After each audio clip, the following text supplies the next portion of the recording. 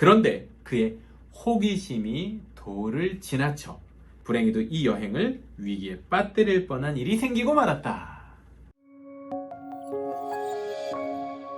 반갑습니다. 최성호입니다. 오늘은 10장입니다. 80회간의 세계일주 10장인데요. 제목이 이렇습니다. 파스파르투, 다행히 구두만 잃고 위기를 벗어나다.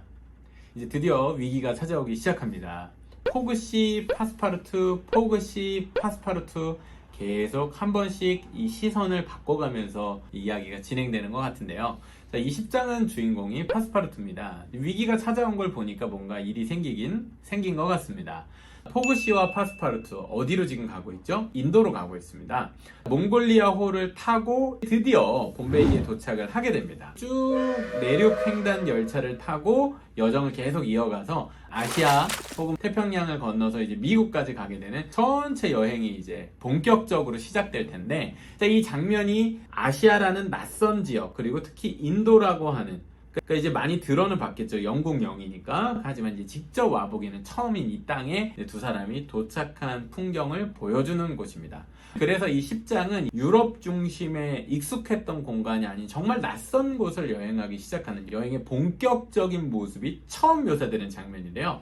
이 부분에서 저희가 주목할 거는 크게 보면 두 개예요. 하나는 근대화, 근대 사회가 이제는 과거에 있던 중세 혹은 그 이전의 사회를 바꾸기 시작하는 시기의 모습이 드러납니다. 대표적인 게 뭐예요? 바로 증기선, 증기기관을 가지고 만들었던 배 혹은 증기기관을 이용한 철도, 운송수단의 발전이 바로 근대 사회를 만드는 아주 중요한 변화잖아요. 이게 인도에서도 시작되고 있는 모습을 보여줍니다. 이 예를 들면 과거에 이제 배만 타고 왔었을 때는 영국 사람들이 해안가에 있었을 텐데 점점 내륙 안쪽으로 이동을 하기 시작하죠. 철도 덕분이에요. 그리고 나니까 그 안에 살고 있던 서로 다른 문화 혹은 인종들과 접촉하기 시작하는 모습들이 보여지죠. 그래서 두 번째 키워드는 다문화입니다.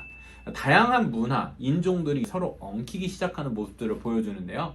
예를 들면 아르메니아인, 파키스탄인, 파르시, 다양한 인종들을 묘사하는 장면을 통해서 이제 이곳은 이제 긴장되는 거예요. 왜? 낯선 곳이니까. 두 가지의 서로 다른 이미지. 하나는 확장, 계속해서 안으로 새로운 세계로 뻗쳐가는 근대 과학기술의 모습. 동시에 각각의 영역들이 서로 다르고 고유한 색깔로 유지되고 있던 기존의 세계들이 서로 부딪히기 시작하는 모습을 함께 보여주는 장이 10장입니다. 어쩌면 그 여정 속에서 포그씨와 파스파르투가 상징하는 모습도 굉장히 비슷하죠. 자, 그런데 이 10장의 제목 다시 한번 생각해보면 뭔가 위험한 사건이 발생한다는 걸 알 수 있습니다. 자, 그 구체적인 내용은 설명해드리지 않을게요. 재밌는 힌트를 한 가지 드린다면 이 파스파르투가 여기저기를 돌아다니기 시작합니다. 그러면서 어떤 문제가 발생하는데요. 파스파르투는 하마터면 여기서 여행이 끝날 뻔했어요. 근데 물론 간신히 그 위기를 벗어나긴 합니다만은 그 위기가 뭐였는지는 책을 꼭 읽어보시면 확인하실 수 있고요. 근데 그 위기가 왜 생기게 됐는지 바로 저는 이 부분에 주목을 해봤는데요. 책 속에 이런 문장이 나옵니다. 파스파르투는 넋을 잃고 이 신기한 의식을 지켜보고 있었는데 그 표정과 태도는 그야말로 얼간이와 다를 게 없었다. 이때부터는 약간 넋을 놓기 시작했나봐요. 그런데 그의 호기심이 도를 지나쳐 불행히도 이 여행을 위기에 빠뜨릴 뻔한 일이 생기고 말았다. 바로 호기심입니다. 저는 10장의 키워드가 호기심이라고 생각해요. 여러분, 우리가 과학기술 왜 발전시키고 증기선, 대륙철도 왜 만들었겠어요? 호기심 때문이에요. 그러니까 새로운 곳을 탐험해보고 싶은 신대륙 탐험, 뭐 때문에 미지를 탐험하려고 하는 그런 인간의 본능이죠. 근데 동시에 호기심은 굉장히 위험한 결과를 만들어내기도 합니다. 지나친 호기심은 불행을 초래한다고 하는. 그럼 여러분, 제가 던지고 싶은 질문은 이런 겁니다. 왜 지나친 호기심은 불행을 초래하기도 하는 걸까요?